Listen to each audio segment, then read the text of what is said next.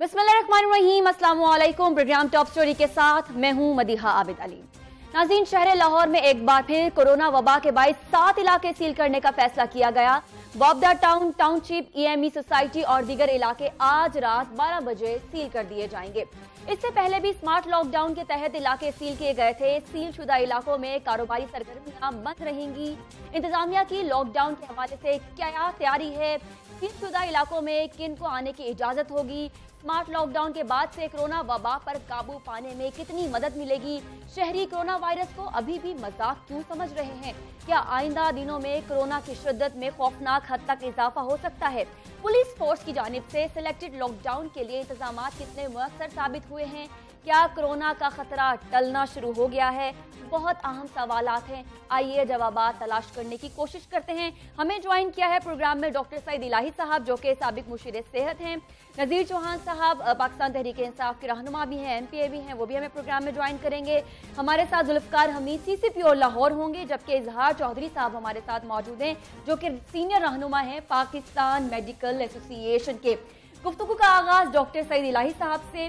Doctor साहब, क्या आप मौजूदा हुकूमत की कोरोना वबा से मुतालिक जितने भी इंतजामात हैं उनसे मुतमईन हैं आप? मेरे ख्याल में ये तो सवाल और उसके जवाब की ज़रूरत नहीं है कि पूरा पाकिस्तान उससे गैर मुतमईन है।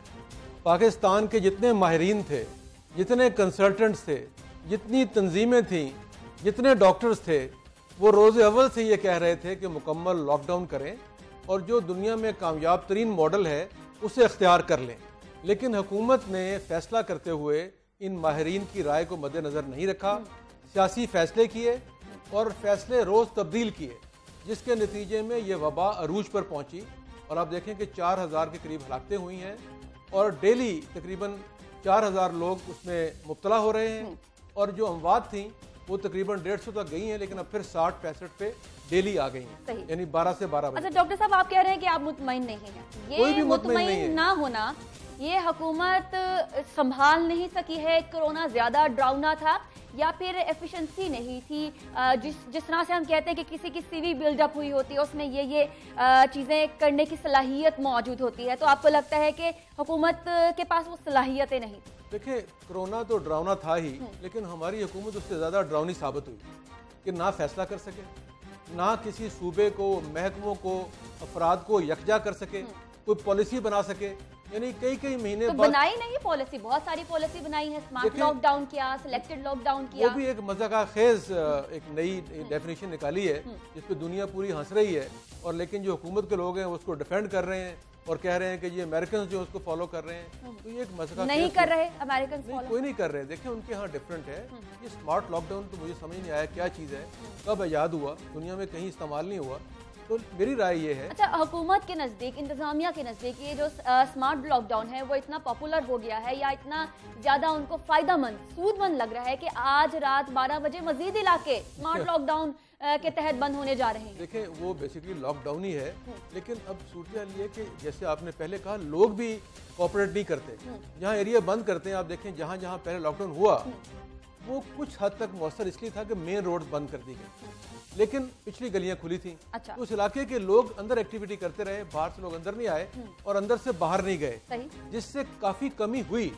तो मैं समझता हूँ कि हमें मुखालफत नहीं करनी चाहिए, सही बात को सही कहना चाहिए कि जहाँ लॉकडाउन किया गया मौसर तरीके से, उससे नंबर में कमी हुई है, इन्फेक्शन रेट में भी और डेथ रेट में भी। तो अभी ये जो लॉकडाउन कर रहे हैं, इसका मतलब ये है कि हुकूमत को ये समझ आ रही है कि लॉकडाउन एक कामयाब हथियार है, एक टूल है। तो वो भी तो हुकूमत ही कर रही है, समझ भी हुकूमत को ही आ रही है। गिर के ही संभलना सीखा जाता है। जी, मैं यही कह रहा हूँ, लेकिन अगर आप हजारों लोगों को इसमें मुब्तला करके मार के सीखेंगे, उसके बजाय दुनिया में जब लोगों ने सीख लिया तो उससे सबक सीख लेते हैं। अब अगर 6 महीने के बाद कर रहे हैं तो डे 1 से करने में क्या एतराज था? मेरा ख्याल में वो सिर्फ जिद थी। उस जिद के नतीजे में हमारे, क्योंकि मुसीबत ये है कि प्राइम मिनिस्टर और वजीर अपने आप को सुकरात समझते हैं। और 30 साल का तजुर्बा है, डॉक्टर साहब का फैसले वो कर रहे हैं। ठीक है डॉक्टर साहब, उस पर भी मैं आऊंगी। इजहार चौधरी साहब, आप डॉक्टर साहब की किन किन बातों से एग्री करते हैं और किन किन बातों से आप डिसएग्री करते हैं? देखिए, मेरा मसला डॉक्टर साहब की बातों से इत्तेफाक करना या इख्तिलाफ उन्होंने करना नहीं कुछ है। लॉजिक्स दी हैं, देखिए, तो आपको वो लॉजिक्स ठीक लगती हैं या नहीं? देखिए, एक बात तो बहुत क्लियर है कि जो मेडिकल साइंस की स्टडीज हैं, जो इसका पैटर्न ऑफ हम कहते हैं कि इहाता करने का है, वो तो हुकूमत वक्त ने खुद भी जब रैंडम स्टडीज की हैं उस वक्त चूंकि वो पॉलिटिकली उनके फेवर में नहीं जा रही थी, उन्होंने उसको फौरन अबैंडन कर दिया। हालांकि वो एक वाहिद टूल था जो मेडिकल साइंस के मुताबिक हमें पहले ये तो इहाता कर लेना चाहिए कि हमारी ये लड़ाई कितनी तादाद के साथ है, हम कहाँ खड़े हैं। दूसरे उर्फ आम में हम ये कह सकते हैं हमें एवेल्युएशन होनी चाहिए कि हम कहाँ हैं। अनफॉर्चुनेटली ये वो स्टडीज थी जो मार्च में पाकिस्तान मेडिकल एसोसिएशन और बाकी सीनियर जितने भी हमारे डॉक्टर साहबान थे उन्होंने ये आइडिया उसी वक्त फ्लोट किया था। और चाइना एक बहुत ही सक्सेसफुल मॉडल जो कि टोटली आइसोलेशन पे था, सही, जो लॉकडाउन पे था, सही। अनफॉर्चुनेटली चूंकि ये बिल्कुल हमारे लिए भी और अक़वाम आलम के लिए भी बिल्कुल एक नई बीमारी थी, इसके ऊपर चूंकि हमारे चीफ एग्जीक्यूटिव ऑफ पाकिस्तान ने पहले दिन से ही एक अपना स्टैंस दिया कि मैं शुरू दिन से ही इसके खिलाफ था, जिससे एक कंफ्यूजन पैदा हो। सही सही। मेरा नहीं ख्याल कि हमें मैंने बजाते खुद ये देखा है, पाकिस्तान मेडिकल एसोसिएशन जो है, अगर हुकूमत ही कहती है, हुकूमत पंजाबी कहती है ए फॉर एप्पल, तो पाकिस्तान मेडिकल एसोसिएशन ने कहना है ए फॉर आंट। तो आपने भी वही बात करनी है, हुकूमत ने भी वही बात करनी है, लेकिन कॉन्ट्राडिक्शन क्यों है आपकी और हुकूमत की बात? नहीं, मेरा नहीं ख्याल कि आप इसको सही तरह से इंटरप्रेट कर रही हैं। हमारी कोई कंट्राडिक्शन नहीं है। हम नॉन पॉलिटिकल लोग हैं, हम तो एक प्रोफेशनल बॉडी के तौर पे पहले दिन से ही अपनी जिम्मेदारी का एहसास करते हुए फ्रंट लाइन पे आए और हुकूमत की मदद करना चाहते थे। लेकिन अनफॉर्चुनेटली वहां पर चूंकि मदद करना या किसी की एडवाइजरी लेने का रिवाज ही नहीं है, किसी की एक्सेप्टेंस का वहाँ कॉन्सेप्ट ही नहीं है। लेकिन हम चूंकि प्रोफेशनल बॉडी हम कहते हैं कि व्हाट इज वे फॉरवर्ड। हमें यह खुशी है कि बेशक ये स्मार्ट लॉकडाउन करके, लेकिन वो जो हमने इन्हें प्रपोज किया था कि lockdown is the only solution, lockdown lockdown lockdown, अगर अब ये दोबारा उसी तरफ आ रहे हैं। साहब, जितना मैंने काम पाकिस्तान मेडिकल एसोसिएशन के साथ किया है, जितने हम लोगों ने साथ में इंटरव्यूज किए हैं और प्रोग्राम रिकॉर्ड करवाए हैं, उसमें पाकिस्तान मेडिकल एसोसिएशन का सबसे बड़ा मकसद यही था हुकूमत तक अपनी राय पहुंचाना या हुकूमत तक वो पॉइंट पहुंचाना, वो ये था कि लॉकडाउन किया जाए। लेकिन दूसरी जानिब हुकूमत से जब हमने सवालात पूछे, हमने जब सूबाई हुकूमत से सवालात पूछे, और इसके अलावा भी जो विफाकी हुकूमत है, बिलखसूस प्राइम मिनिस्टर है, वो टेलीविजन पर आकर ये कहते रहे बार बार कि हम पूरे तरीके का लॉकडाउन नहीं कर सकते क्योंकि हम अफोर्ड नहीं कर सकते। और यही बात जब हम बाजारों में जाके अवाम से पूछते हैं तो वो इस बात को सेकंड करते हैं कि पूरे तरीके का लॉकडाउन अवाम भी अफोर्ड नहीं कर सकते because of the financial condition हमारे सोसाइटी की। तो लेटर साहब के साथ में इस वक्त जो लाहौर शहर में दोबारा ये लॉकडाउन करने जा रहे हैं आज रात को, वो रिहायशी इलाकों में बाजार तो खुले हैं। मेरे कहने का मकसद ये है कि ये वही चीज है जिसकी जो हम पहले दिन से सजेस्ट करते आ रहे हैं, और अब चूंकि ईद उल अजहा फिर दोबारा आ रही है हमारे पास, हम हुकूमत से हट के एज प्रोफेशनल बॉडी अवाम से अपील करते हैं कि हुकूमत के लिए नहीं, अपने लिए दोबारा हमारी बातों के हम आप लोगों में से हैं।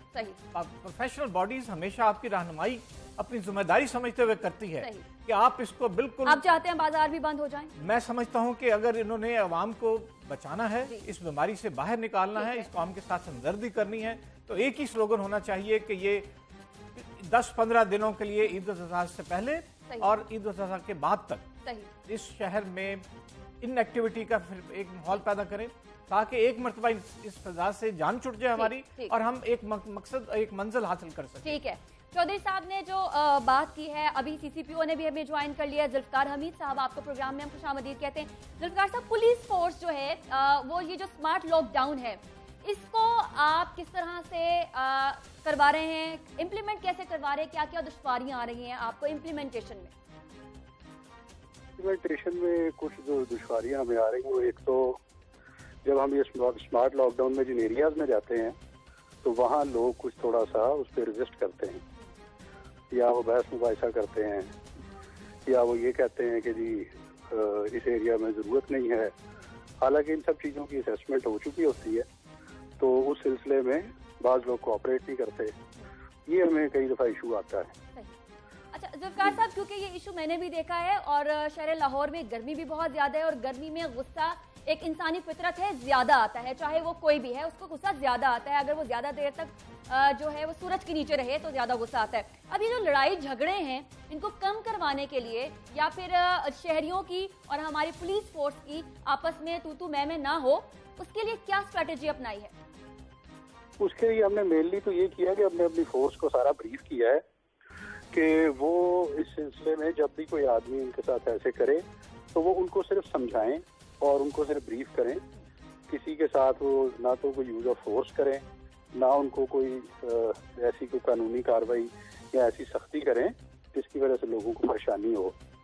क्योंकि जाहिर है लॉकडाउन में लोग पहले ही कुछ परेशान होते हैं, तो हम सिर्फ ये चाहते हैं कि उन एरियाज को हम क्लोज करें ताकि बीमारी कंट्रोल हो, लेकिन हम लोगों को तंग नहीं करना चाहते। ठीक है जुल्फिकार साहब, हमने ये देखा है कि जून के एंड तक हमने स्मार्ट लॉकडाउन देखा और बड़े बड़े इलाकों में देखा है जहां पर बहुत ज्यादा आबादी है। हमारा गुलबर्ग का एरिया, वहां पर कमर्शियल एक्टिविटीज भी बहुत ज्यादा होती हैं, इसके साथ साथ वहां पे रिहाइश भी बहुत ज्यादा है। अब मजीद आज रात 12 बजे इलाके सील होने जा रहे हैं। जरा देखने वालों को शहर लाहौर इस वक्त आपको सुन रहा है, बता दीजिए कि कौन कौन से इलाके उसमें शामिल होंगे, कितनी देर तक ये लॉकडाउन रहेगा? ये अभी इनिशियली 7 डेज के लिए होगा और इसमें जो मेन जो इस वक्त ज्यादा आबादियां होंगी वापडा टाउन, EME, एक पंजाब गवर्नमेंट हाउसिंग सोसाइटी और इस साइड पे सदर डिवीजन के एरिया में ये मेनली ज्यादा एरियाज होंगे। एक ग्रीन सिटी है जो अपना कैंट की तरफ होगा, तो और प्लस टाउनशिप का एक सेक्टर है वो इसमें शामिल होगा। तो ये एरियाज हैं जो मेनली इसमें शामिल होंगे। ठीक है, ग्रीन सिटी भी आपने बीच में कहा है, पंजाब गवर्नमेंट हाउसिंग सोसाइटी है, नाज़रीन वापडा टाउन है, इसके अलावा EME है और टाउनशिप है। अच्छा, ये बता दीजिए कि औकात कार क्या होंगे, किस किस को इस्तिस्ना हासिल होगा, बाहर आने और जाने के लिए स्ट्रेटेजी क्या होगी? जी, इसमें इस्तिस्ना उन्हीं लोगों को हासिल होगा जिनको पहले हासिल था, जैसे कोई मेडिकल के लोग हैं, जर्नलिज्म से रिलेटेड, लॉ एनफोर्समेंट से रिलेटेड, लॉ से रिलेटेड, या कोई ऐसे लोग जिनको कोई इमरजेंसी हो, ये इन लोगों को इस्तिस्ना होगा। बकाया जिस तरह पहले लॉकडाउन में था कि आमदोरफ्त की बगैर ज़रूरत की इजाज़त नहीं होगी, लोग अपने घरों पे रहें और अंदर ही रहें। उनको अपनी मेडिकल की कोई अगर इमरजेंसी ज़रूरत है उसके लिए जा सकते हैं। अगर कोई बड़ी ज़रूरी कोई चीज़ लेनी, जैसे ग्रोसरीज वगैरह लेनी, उसके लिए जा सकते हैं। तो इस तरह की उनकी इस्तिस्ना हासिल है और बाकी चीजें जाहिर है वो घर में रहने के पाबंद होंगे। ठीक है जुल्फिकार साहब, ऐसा एज यू नो कि हम प्रोग्राम करते हैं और आउटडोर प्रोग्राम करने की रिवायत है। प्रोग्राम टॉप स्टोरी बाहर जाता है और हमने गुज़िश्ता जो लॉकडाउन था, स्मार्ट लॉकडाउन में सर्वे भी किया था और ऑन कैमरा ये सर्वे था। हमने ये देखा गुलबर्ग के काफ़ी इलाके ऐसे थे जहाँ पर बाज़ाहिर और सड़कों के ऊपर आपने अपने जो चीज़ें लगाते हैं, जैसे कि तंबू के नाते वगैरह लगा के लॉकडाउन तो कर दिया, लेकिन बहुत सारी वहाँ पे हमने गलियां सड़कें ऐसे देखी जहाँ से चोर रास्ता था अंदर जाने का। मतलब वो शायद भूल गए उसको बंद करना या फिर स्ट्रेटेजी के तहत उसको खुला रखा था, ये क्या था? जी, वो ये है कि जो अंदर की रास्ते हैं, जो लॉकडाउन है उसकी फिलॉसफी बेसिक ये है कि जो बड़ा एरिया अगर आप बंद करते हैं तो उस एरिया के अंदर की मूवमेंट आप बंद नहीं करते, ताकि लोगों ने अंदर जो भी कुछ चीज़ें लेनी, किसी ने कोई मेडिकल सप्लाईज लेनी है, किसी ने ग्रोसरीज लेनी है, किसी ने कोई और ज़रूरत के तहत जाना है, तो उनको आप बंद नहीं करते। आप सिर्फ उनको बाहर से बंद इसलिए करते हैं ताकि वो बाहर दूसरे एरियाज में जाके इस डिजीज को स्प्रेड ना करें। तो ये उसी स्ट्रेटजी के तहत ये लॉकडाउन एंट्री एग्जिट आप रेगुलेट करते हैं, अंदर ओपन रखते हैं। ये उसी स्ट्रेटजी के तहत इस दफा भी होगा। ठीक है जुल्फिकार साहब, कोई लास्ट मैसेज शहर लाहौर के लिए? बस सबसे इम्पोर्टेंट मैसेज ये है कि इन एरियाज में जो लोग रहते हैं वो पुलिस के साथ कोऑपरेट करें, जैसा उनको बताया जाए उस पर अमल दरामद करें, क्योंकि हम ये जो कुछ कर रहे हैं ये शहरियों की सेफ्टी, सिक्योरिटी के लिए और उनकी हेल्थ के लिए कर रहे हैं। तो हम ये एक्सपेक्ट करते हैं कि वो हमारे साथ कोऑपरेट करेंगे। ठीक है, बहुत शुक्रिया। जुल्फिकार हमीद साहब हमारे साथ मौजूद थे, CCPO लाहौर हैं और कानून नाफिज करने वाले इदारे नो डाउट बहुत ज्यादा मेहनत करें, कड़ी धूप है। मेरा भी अपना ये पैगाम होगा कि उनके साथ कोऑपरेट करिए। 7 दिन के लिए लॉकडाउन किया जाएगा, जिसमें ग्रीन टाउन का इलाका है, पंजाब हाउसिंग सोसाइटी है, वापडा टाउन, टाउनशिप, EME सोसाइटी, ये आज रात 12 बजे लॉकडाउन हो जाएंगे। अब हम बढ़ते हैं आगे। डॉक्टर सईद इलाही साहब, हम ये देखते हैं कि मरकजी हुकूमत भी स्ट्रेटजीज बनाती है, सूबाई हुकूमत भी स्ट्रेटजीज बनाती है। अभी तक मरकजी हुकूमत की बनाई गई स्ट्रेटजीज और जितनी भी इम्प्लीमेंटेशन है वो, और सूबाई हुकूमत की बनाई हुई जो स्ट्रेटजीज हैं और उसके ऊपर इम्प्लीमेंटेशन है, कहाँ तक कौन कामयाब हुआ? देखिए, दोनों कामयाब नहीं हुए। सबसे पहले तो जो वफाकी वजारत है उसके अंदर जो लोग बैठे हुए हैं उन्होंने मुतलका लोगों को ऑन बोर्ड नहीं किया। जो कंसल्टेंट जिस स्पेशलिटी के चाहिए थे उसके बजाय कोई आंखों का डॉक्टर पकड़ लिया, कोई गायनेकोलॉजिस्ट पकड़ लिया और उनसे राय ले ली। अच्छा। और जफर मिर्जा साहब खुद ही सुकरात बने हुए थे। उसमें उन्होंने कोई पॉलिसी नहीं बनाई। बहुत महीने के बाद एक central control and command room बना, वो भी लोगों ने जब बहुत शोर किया तो बना। उसमें भी वो जो फैसले होते हैं वो तकनीकी फैसले नहीं है, सियासी फैसले होते हैं। तो मैं ये समझता हूँ कि वफाकी वजारत फेल हुई है, बुरी तरह नाकाम हुई है पूरे मुल्क को पॉलिसी देने में, कंसल्टेंट्स को हायर करने में। पब्लिक हेल्थ के लोग हैं, वायरोलॉजिस्ट हैं, CDC के लोग हैं और बहुत से लोग हैं, जिन हेमाटोलॉजिस्ट हैं, किसी को हायर नहीं किया गया। वो समझ रहे थे कि सब कुछ हम खुद जानते हैं। एक तो वफाकी वजारत सूबों को ऑन बोर्ड नहीं कर सकी, यानी बजाय इसके कि वो सूबों को एतमाद में लेके पॉलिसी बनाते और अमल दरामद करते, वो उनसे इख्तलाफात में आ गए, तनाज़ात में आ गए, सवाल जवाब शुरू हो गए, कभी सिंध से झगड़ा, कभी किसी से झगड़ा। ठीक है। अब आ जाए पंजाब में। पंजाब का महकमा सेहत जो है वो बिल्कुल एक फारिग महकमा है जो वफात पा चुका है। अच्छा। अब उनकी जो हमारी वजीर साहबा जो है वो आपने कब वफात पा चुका है? वफात पा चुका है। ठीक है, यहाँ पे जरा मुझे मार्जिन दीजिएगा। यहाँ पे नज़ीर चौहान साहब हमें ज्वाइन कर चुके हैं। मैं एक बात अगर कर लूँ, आप इजाजत दें जी करिए। वो फिर नज़ीर साहब हमारे दोस्त हैं, लंबी बात करेंगे। पहली बात तो ये है वफात इसलिए पा चुका है कि पूरे 6 महीने में कहीं महकमा सेहत नजर नहीं आया, कहीं पे लाइफ सेविंग ड्रग्स 6-6 हज़ार वाली 6-6 लाख की बिकी है, कंट्रोल नहीं कर सके, मुहैया नहीं कर सके। जो अमीर आदमी था उसने तो ले लिया, गरीब आदमी मर गया। और इस वक्त सूरत हाल ये है, मैं आपको ये ब्रेकिंग न्यूज दे रहा हूँ कि पंजाब के अस्पतालों में दवाई अवेलेबल नहीं है। अच्छा। फंड रिलीज नहीं हुए, दवाइयाँ नहीं खरीदी गई और गरीब आदमी दवाई के बगैर मर रहा है। और 40 अरब की कमी की है हेल्थ बजट में, ये एक क्रिमिनल एक्ट है। ठीक है, तो ब्रेकिंग न्यूज है डॉक्टर सईद इलाही साहब ने, वो कहते हैं कि पंजाब की महकमा सेहत मर चुकी है, ना ही पंजाब के गवर्नमेंट के अस्पतालों के लिए अदवियात ली गई है। अब इसको काउंटर कैसे करेंगे नज़ीर चौहान साहब? वेलकम कहते हैं आपको प्रोग्राम में।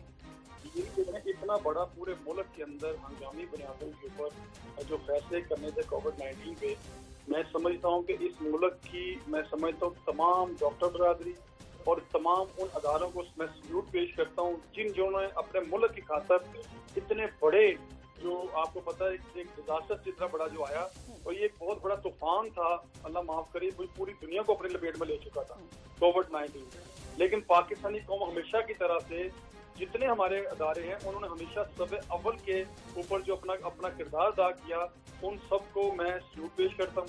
रही बात दूसरी, देखें अपना इतने बड़े मामलात जो हम चला रहे हैं, मैं समझता हूँ परवेज अपना मेरा भाई है माशाल्लाह डॉक्टर साहब, इनको चाहिए था अपना इस पर जरूर अप्रिशिएट करते। देखें हमारा जो हेल्थ सिस्टम था वो पुराना, तो डॉक्टर साहब भी देके गए, हमें जो मिला हमने उससे आगे शुरू किया।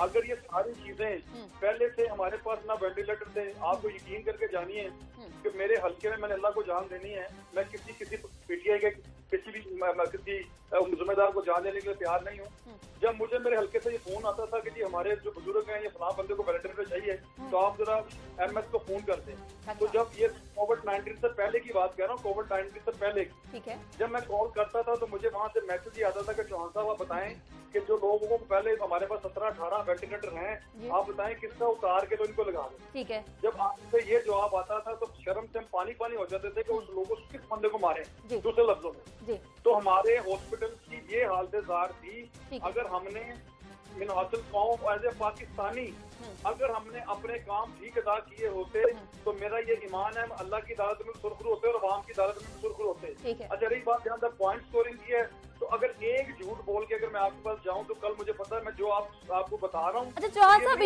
इनमें जो सारी बातें हैं, जैसे डॉक्टर सईद साहब ने कही है, सारी बातें हैं, उसके ऊपर कुछ बातें ऐसी हैं जो कि ठीक भी हैं, जैसे कि ड्रग्स, जो लाइफ सेविंग ड्रग्स हैं उनका महंगा बिकना। ये तो हमने खुद भी, हम कोरोना से गुजरे हैं, हमारे घर वाले भी गुजरे हैं, हमारे अजीजो अकारिब भी गुजरे हैं, हमें भी कॉल्स आती थी कि हमें ये इंजेक्शन चाहिए, और हमें भी पता था कि 50,000 का इंजेक्शन जो है वो किस तरह से 1,50,000 का हमने खुद अपनी एक साथी एंकर के वालिद को खरीद के दिया है। तो ये तो सच था। देखें मदीहा, बिल्कुल आप ये कह रही है, ये भी सच था, और ये भी सच था कि छोटी से छोटी मेडिसिन भी इस मुल्क से गायब हुई है। जो सच है वो सच है। अच्छा अब तो उसको ठीक आपने करना है, क्योंकि अब आपकी हुकूमत। अच्छा बताने लगा हूँ, मैं आपको बताने लगा, वो भी जिम्मेदार पिछली हुकूमतें थी जी, मैं उसी तरफ आने लगा हूँ कि इसको ठीक कैसे करना है।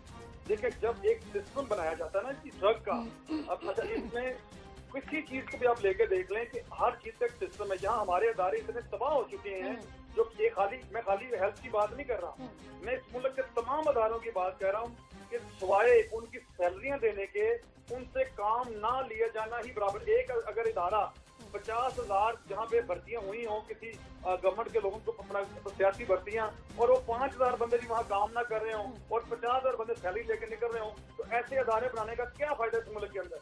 अगर अब हेल्थ के हिसाब से करी, ड्रग्स की मैं बात करूं तो ये कैसे मुमकिन था कि अगर हमारा अदारा ठीक होता और मेडिसिन के ऊपर हमारा ग्रिप ठीक होता, हमारे लोग जो ब्यूरोक्रेसी के थे वो ठीक उस पर अमल तो जहाँ तक 100 दिन के प्लान कहाँ गए आपके? आपने 100 दिन में काम करना था और फिर अगले 100 दिन का और प्लान बनाना था और फिर अगले 100 दिन का और प्लान वो बनाना 100 नूरी दिन थे, जमीनी दिन नहीं थे। अच्छा देखें, 100 दिन की जहाँ तक बात है ना मदीहा, देखें एक्चुअली मैं अगर आपके इस प्रोग्राम में भी अगर आके बैठूं ना तो मुझे जब पता नहीं है, मुझे पता मदीहा बहुत अच्छा प्रोग्राम करेगी, और अगर मैं प्रोग्राम में आके बैठूं, आपका प्रोड्यूसर आपका कैमरा मैन ही मेरे ऊपर लाइट बल्ब जलानी शुरू कर दे और मुझे तंग करना शुरू कर दे, तो आप ये सर शक्ल तो वही रहेगी ना।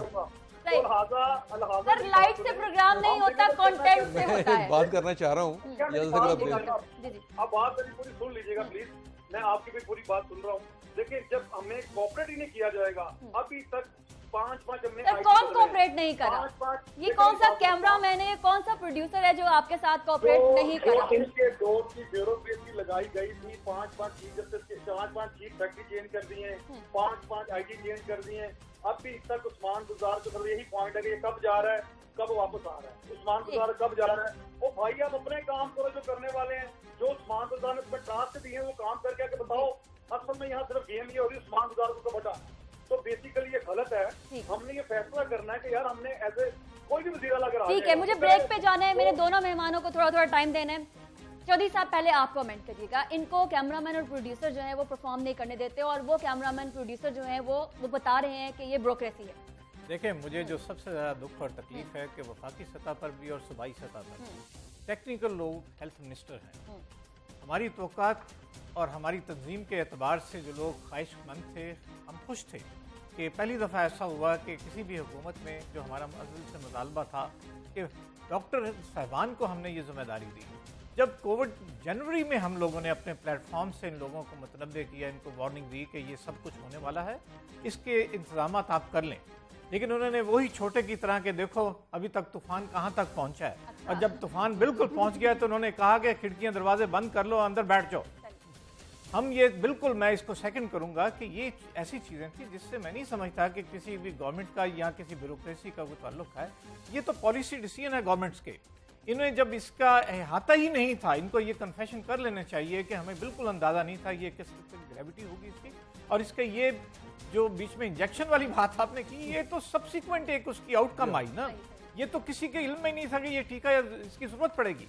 ये तो डे टू डे जो हमारी इसमें रिक्वायरमेंट चेंज होती रही या इसके लिए हमारी ग्लोबली हमें डायरेक्शन मिलती रही WHO की तरफ से, ये उसकी आउटकम के तौर पे था। लेकिन इनकी ये जिम्मेदारी जरूर थी, ये अब इनको 22 महीने हो गए गवर्नमेंट में कि अपनी जो पॉलिसी डिसीजन की इम्प्लीमेंटेशन है वो तो गवर्नमेंट्स ने करवानी है, इलेक्टेड लोगों ने करवानी है। ये वहाँ जरूर नाकाम हुए हैं, मैं इसको बिल्कुल सेकंड करूंगा कि इनका फेलियर था। इनको जब ये अंदाजा हो गया कि ये चीज़ अब मरीज के इस्तेमाल में आनी है, उससे पहले भी जो चीज़ें मरीज के इस्तेमाल में आई वो शॉर्ट होगी। ठीक है, इसका अहाता करना, इसका बंदोबस्त करना, ये इलेक्टेड और हुकूमत के लोगों की जिम्मेदारी होती है, इन्होंने काम लेना होता है। ठीक है, यहाँ पे मुझे एक छोटी सी ब्रेक लेनी है और ब्रेक के बाद मैं डॉक्टर सईद इलाही से जानने की कोशिश करूंगी, क्योंकि वो हुकूमत में रहे हैं और हुकूमत का एक ओहदा भी संभाले रखे हुए थे, कि जब हुकूमत के साथ ब्यूरोक्रेसी काम नहीं करती तो फिर एक सूबे का या मरकज का क्या हाल होता है। जानने की कोशिश करेंगे ब्रेक के बाद।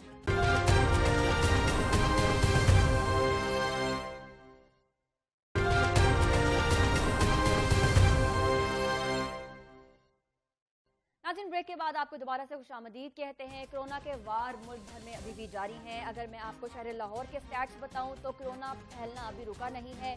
नए केसेस की तादाद 446 हो चुकी है, 8 मरीज जाम बाहक हो चुके हैं, जबकि शहर में मुसद्दिक़ा मरीजों की तादाद जो है वो 43,949 हो चुकी है। अगर पंजाब के स्टैट्स आपके साथ शेयर किए किए जाए तो ये 84,000 के स्टैट्स हैं, ये पंजाब के सूरत हाल है। इसके ऊपर हम बात कर रहे हैं कि स्मार्ट लॉकडाउन का सिलसिला रुका नहीं है। आज रात भी कुछ इलाके ऐसे हैं जैसे कि सीसीपीओ ने ब्रेक से कबल बताया कि वो सील हो जाएंगे।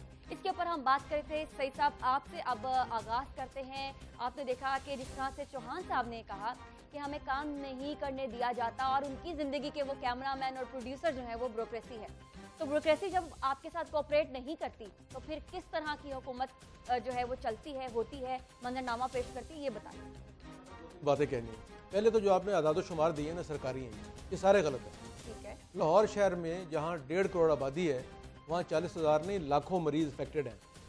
अमवात की हद तक तो माना जा सकता है, लेकिन इन्फेक्शन का जो रेट है वो इससे कई गुना ज़्यादा है। दूसरी बात, अभी चौहान साहब ने तारीफ की बुज़दार साहब की, तो अगर वो इतने अच्छे हैं तो उनको प्राइम मिनिस्टर बना दें भाई।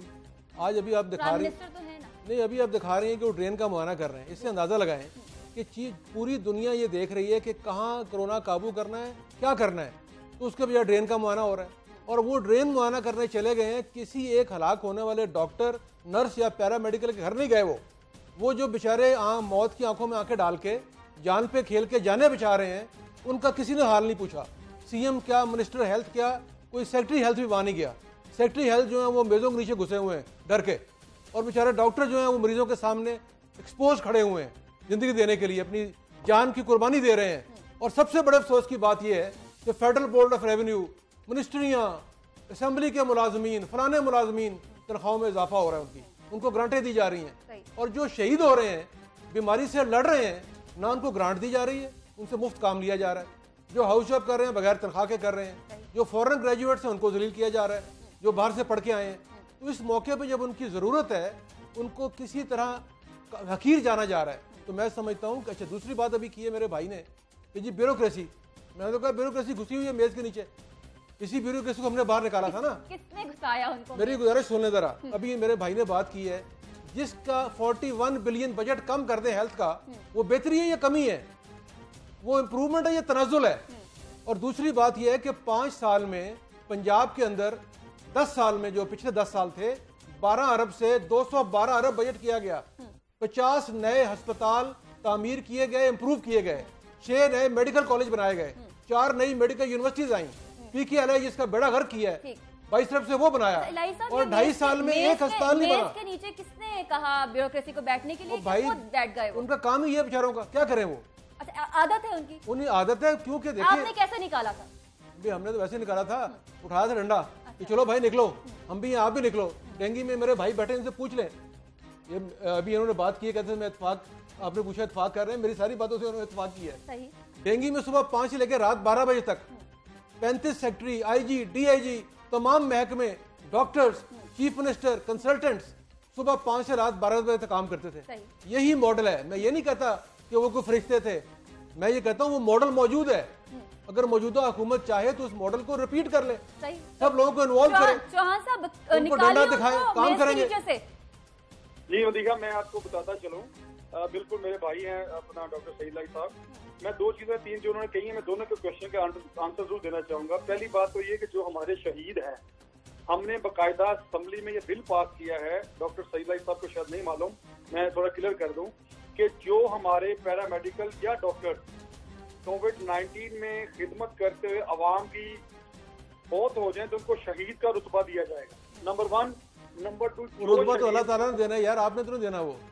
अच्छा, अल्लाह ताला का, लेकिन आपने तो पैसे देने हैं उनको, जिसका ऐलान करें आप, वो किया नहीं आपने। सर मेरी ये बात सुन लेना, ऑफिशियली डिक्लेयर किया गवर्नमेंट ने भी, बेशक अल्लाह ताला नहीं उसका देना है, लेकिन गवर्नमेंट ने भी डिक्लेयर कर दिया ऑफिशियली। और जो एक शहीद को मराद दी जाती हैं वो तमाम मराद उन साहबान को भी दी जाएंगे, नंबर 1। नंबर 2, अभी डॉक्टर साहब फरमा रहे थे कि वज़ीर आला पंजाब निकले हैं पानी के, भाईजान आगे मानसून शुरू हो रहा है, बरसात पहले जान बचानी है कि भाई नाले साफ करने हैं। ज्यादा जहाँ सबसे ज्यादा पानी खड़ा होता है ये एरिया है चिड़ियाघर के पिछली वाली साइड का, जहाँ पर तकरीबन 3-3 फुट पानी खड़ा हो जाता है, और सारे लाहौर के मीडिया वाले वहाँ पहुंच जाते हैं, वहाँ से बना के फुटेज लगाते हैं अपने चैनल पर, देखा जी पानी कितना लाहौर में आ गया। तो अल्लाह के फजल करम से जितना हमने इस साल या पिछले साल ड्रेन पे काम किया है, और पिछले साल भी हमारा MD वासा बेहतरीन उसने प्ले किया और वो रात दिन मेहनत करके उसने पानी को सेव भी किया। इस तरह भी एमडी वासा जो हमारा बेहतरीन काम कर रहा है और वज़ीर-ए-आला पंजाब के साथ उसकी टीम का एक हिस्सा है। कैमरे लेकर हम शहबाज दौरे हुकूमत में भी निकलते थे, 5 आईजी बदले, कैमरे लेकर निकलना होता है हमने। एक मिनट मदीहा मेरी बात सुन ले, इस माशाल्लाह अल्लाह ना करे इस बरसात के अंदर जो आने वाली शुरू होने वाली है, इसमें आप देखेंगे कि लाहौर के अंदर पहले वाले हालात नहीं होंगे कि जो गली गली पानी खड़ा होता था। यानी कि अब हमने बरसाती नालों पे तकरीबन सीवरेज पे हमने सड़कें कम बनाई हैं। हाँ, हमने रोड नहीं बनाए ऐसे कि जो रोड नजर आ रहे हो देखें ये रोड बन गया, ये जो ऐसी तोड़ा खुद ही तोड़ के खुद ही बना लिया, उसमें खुद ही चीज खत्म की खुद ही बना ली। हमारा फोकस है इस वक्त लाहौर को गंदे पानी से साफ करना और सीवरेज के पानी को निकासी आप बेहतर करना। टिकर हमने चला दिए कि चौहान साहब कह रहे हैं इस मॉनसून में एक भी गली के ऊपर पानी खड़ा होता हुआ दिखाई नहीं देगा, क्योंकि हमने गुज़िश्ता मैं तो कहता हूं अल्लाह ताला इनको सीएम बना दे, अगर ये कर दे तो चीफ मिनिस्टर बन जाए। एक भी गली से मैंने नहीं कहा, मैंने ये कहा कि इंशाल्लाह मैक्सिमम एरिया में जो बड़ी बड़ी जगह पे 2-2, 3-3 एरिया पानी खड़े हो जाते थे, इस तरह वहां पर पानी बड़ा खड़ा नहीं होगा। छोटा छोटा पानी जो खड़ा होगा 1 घंटे में वो निकल जाएगा, क्योंकि अब लाहौर के अंदर जो हमने वाटर सिस्टम को कंट्रोल किया है, मिनिमम सिर्फ 1 घंटे के अंदर इंशाल्लाह जहां पानी खड़ा होगा पिछला गटर रिमूव होगा और 1-1 घंटे में पानी वहां से रिलीव होता जाएगा। ठीक है, वो मेज के नीचे से भी निकालना था किसी को, वो सही इलाही साहब ने कहा था, उसका जवाब 5 चीफ सेक्रेटरी 5 आईजी। अच्छा, अब वो जो ये रिकॉर्ड है निकालने, एक मेरी गुजारिश सुन लें। देखिए होता ही है बेसिकली वज़ीर-ए-आला पंजाब ने टास्क देना होता है। अगर आपका बॉस आपको टास्क दे कि कल शाम तक ये 4 काम मुकम्मल होने चाहिए, तो अब वज़ीर-ए-आला टास्क दे सकता ना कि वज़ीर-ए-आला खुद चलने शुरू हो जाए कि मैं खुद जाकर काम कर रहा हूँ। तो ये उसकी जो टीम है बेसिकली वहां पर कमियां कुताहियां थी शुरू में और ये टीम आहिस्ता आहिस्ता बेहतर होनी शुरू हुई। अच्छा, जब वज़ीर-ए-आला पंजाब मेहनत करके एक टीम सेट करता है, समहाउ फिर उसकी टीम को चेंज कर दिया जाता है। फिर वो साल में जो 120 की स्पीड से भागता है उसकी स्पीड को स्लो कर दिया जाता है। अब मुझे ये नहीं समझ आती कि काम करने देना चाहिए, वज़ीर-ए-आला पंजाब को काम करने दे, जितना भी उसका टर्नओवर है। अगर उस काम में टर्नओवर में काम नहीं करता उसको चेंज कर दो यार। अच्छा, वो 1 साल में टीम बनाता है, अगले साल नहीं, बेसिकली मकसद ये कहने का आपस के अंदर की जो अख्तलाफात होते हैं पार्टियों में बैठ के, अब 24 घंटे किसी न किसी मुंह में यही बात सुनी जा रही होती है कि उस्मान गुजार। वो भाई उसने क्या कर लिया? ना उसने करप्शन की है, ना उसने अपना 6 अरब का जो बजट था उसका स्वाब दी थी।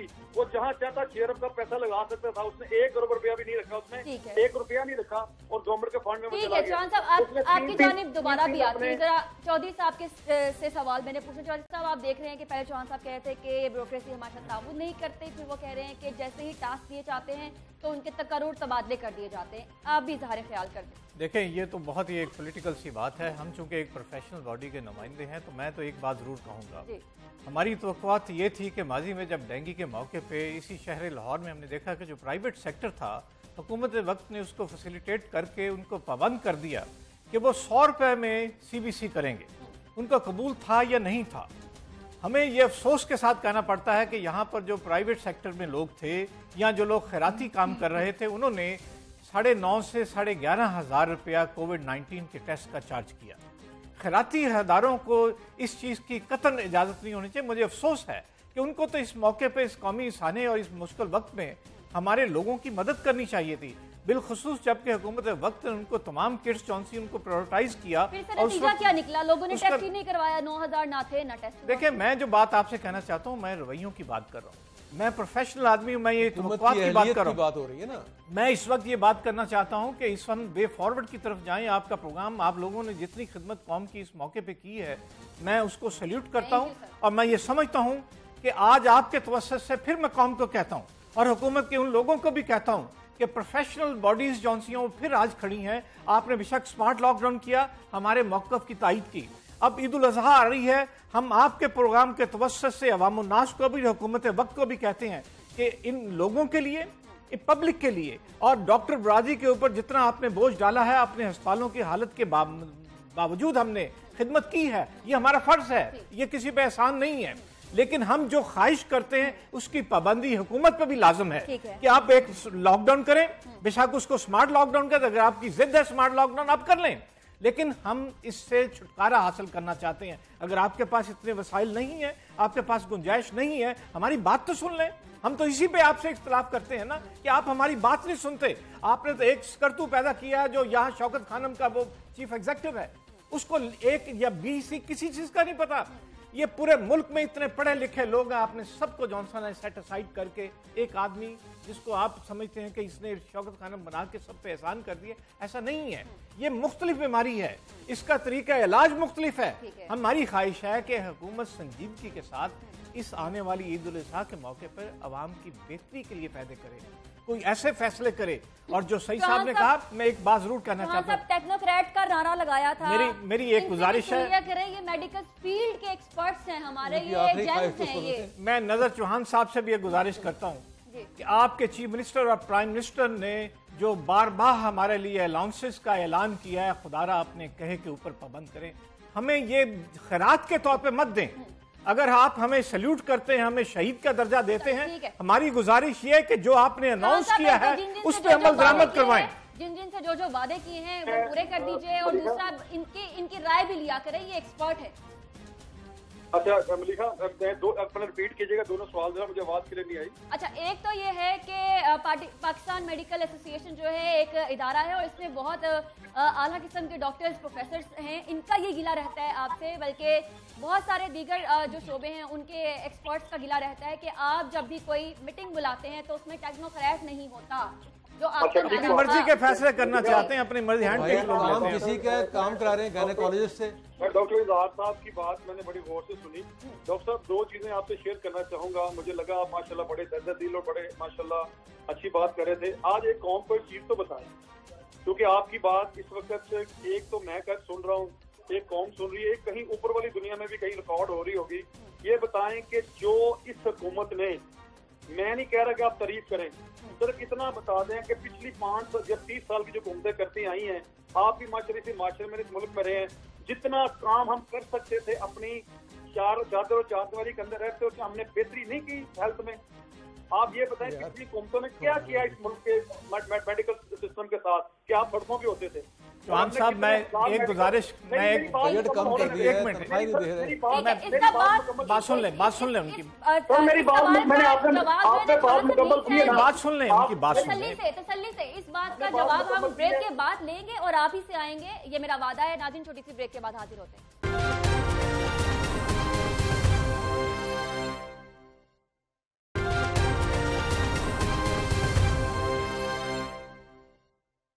वेलकम बैक नाज़रीन। जी चौहान साहब।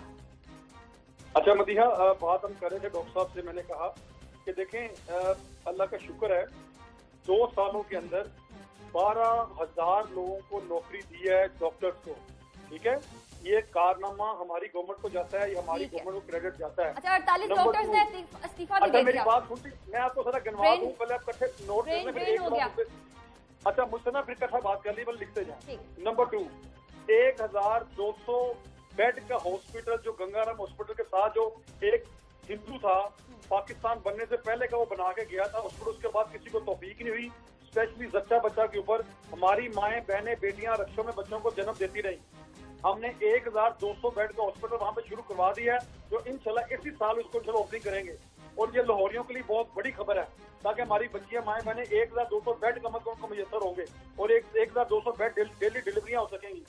तीसरी बात, जहाँ तक हेल्थ की बात करें डॉक्टर साहब, देखिए जो हमें मिला है, जो हमारे वसाइल हैं, उसमें रहते हुए डॉक्टर साहब हम जरूर कुछ करें। जो रही आपका जो हमने अनाउंस किया हुआ है, मेरा इंशाल्लाह अल्लाह के घर पूरी उम्मीद है कि ये हुकूमत झूठ पे नहीं चलती। हमारे जो वसाइल होते हैं हम उसको बुरे कर लाते हैं और अपने बजट के टाइम थोड़ा थोड़ा सिस्टम चलाने की कोशिश करते हैं।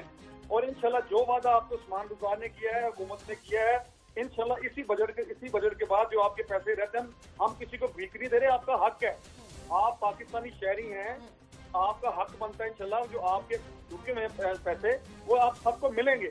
लेकिन देखिए एक तरीकेकार एक सिस्टम के तहत चल रहे हैं। अगर मैं अपनी बात करूं तो अभी पंजाब के अंदर जितने भी हमारे ऑन गोइंग स्कीमें थी जो बजट प्रूफ थे, वो सारे के सारे पीछे अपना फाइनेंस से बजट वहां से वापस चला गया। क्योंकि सबसे पहले देखा जाता है कि सबसे पहले प्रायोरिटी किस वक्त मुल्क को किस चीज की जरूरत है। हमने उन्हीं पैसों से मुल्क को चलाना जो हमें इकट्ठे हो रहे हैं।